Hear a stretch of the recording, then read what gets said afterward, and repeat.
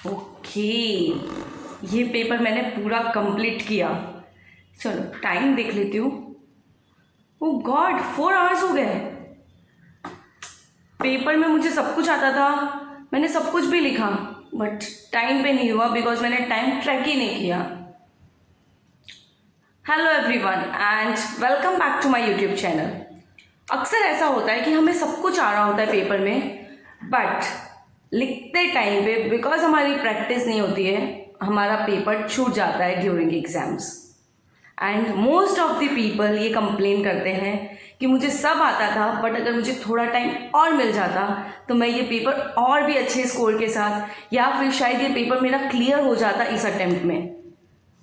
चलिए तो डिस्कस करते हैं कि क्या ऐसे पॉइंट्स हैं जो हम अगर नोट करें तो हमारे एग्जाम में पेपर छूटने का जो डर है या पेपर छूटने की जो चिंता है वो खत्म हो जाए।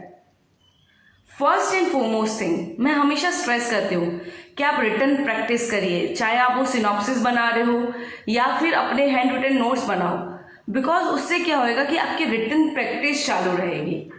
हम स्कूल या कॉलेजेस में जब भी पढ़ाई कर रहे होते हैं तब क्या होता है कि हमारे रेगुलर इंटरवल्स में एग्जाम्स हो रहे होते हैं और हम रेगुलर इंटरवल्स में लिख रहे होते हैं चीज़ों को, तो वहाँ पे हमें प्रैक्टिस की ज़रूरत नहीं पड़ती है। और जबकि प्रोफेशनल एग्जाम्स में हमारी वो चीज़ें छूट चुकी होती है, इसीलिए वहाँ पे रिटन प्रैक्टिस एक इम्पॉर्टेंट रोल प्ले करता है। अब आप बोलोगे यार ऑलरेडी इतना बड़ा सिलेबस, इतना पढ़ने को है, फिर उसके बीच में मैं 3-3 घंटे ही रिटन प्रैक्टिस करूँगा, तो फिर मैं सिलेबस करूँगा कब, मतलब टाइम कैसे निकालूँ। आई नो ये क्वेश्चन सबको आते हैं, बिकॉज हमें ऐसा लगता है कि अगर वो 3 घंटे हम पेपर लिखने में देंगे उससे बेटर तो मैं कुछ कॉन्सेप्ट्स अपने क्लियर कर लूँ। बट ट्रस्ट मी, वो 3 घंटे जो आप अपने पेपर्स लिखने में देते हो वो आपको उस 3 घंटे काम आएंगे जिस दिन आप एक्चुअल एग्जाम दे रहे हो। So first and foremost thing, जितनी हो सके रिटन प्रैक्टिस करो।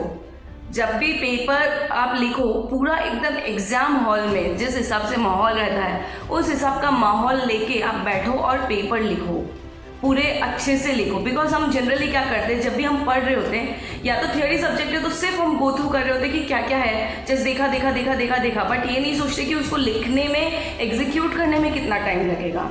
या अगर कोई प्रैक्टिकल सब्जेक्ट है और कोई जैसे बैलेंस शीट बनानी है तो हम रफ में बनाते हैं, जबकि एक्चुअल एग्जाम में जब वो बनाने के लिए आती है तब हम उसको फॉर्मेटिंग करते हैं, सब कुछ करते हैं, और उस टाइम पे हमारा टाइम ज़्यादा लगता है कंपेयर टू जब हमने प्रैक्टिस की होती है।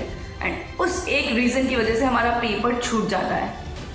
सो आप क्या कर सकते हो कि जब भी आप MTPs, RTPs, past question paper solve करो, एक एनवायरनमेंट बनाओ अपने रूम में और उसको एग्जाम हॉल जैसा एनवायरनमेंट बना के लाइक 15 मिनट्स आप पेपर रीडिंग में दो एंड देन 3 आवर्स आप अपना पूरा पेपर सॉल्व करो एंड देन ट्रैक किया आपको कितना टाइम लग रहा है।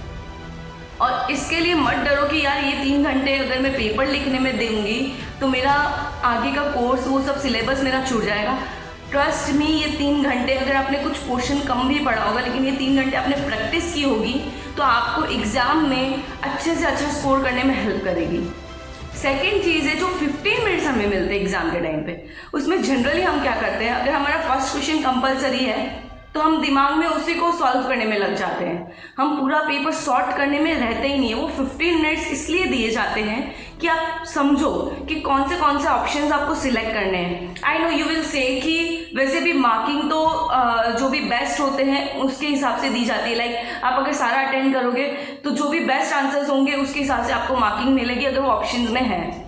But why not to sort the things पहले से कि आपको एग्जाम के टाइम पे वो टाइम पे आपका सब कुछ कंप्लीट हो, जितना आपको आता है पहले उसे एग्जीक्यूट करो प्रॉपर वे में एंड पहले से स्पीड अच्छी रखो।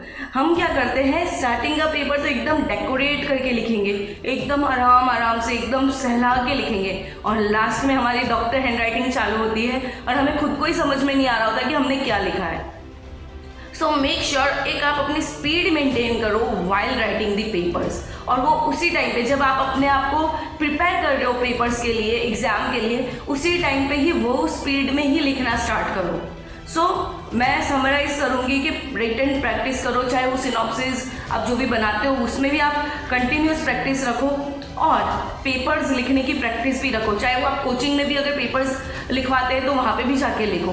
बिकॉज स्कूल टाइम में क्या होता है कि हमारे कंटिन्यूस गैप में एग्जाम्स हो रहे होते हैं, कंटिन्यूस गैप में हम लोग रिटन प्रैक्टिस कर रहे होते हैं, बट यहाँ पे हम लोग नहीं करते हैं। So trust me, it will work for you. So if you have any questions, suggestions, please do write me in the comment section and please do like and subscribe my channel. Thank you.